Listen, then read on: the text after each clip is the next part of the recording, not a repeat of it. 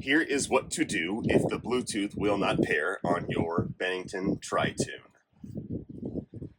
When you go into the source menu, you can see all of the available sources, but Bluetooth will not select. It scrolls past it. Here's how to take care of that.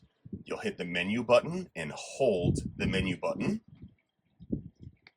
until the settings screen shows up, and then you will scroll down with the wheel until you get to Bluetooth device. Once Bluetooth device is highlighted, you will press the button on the wheel, and then it will show discoverable. You press that button, and then scroll up till enable is highlighted, then press the button.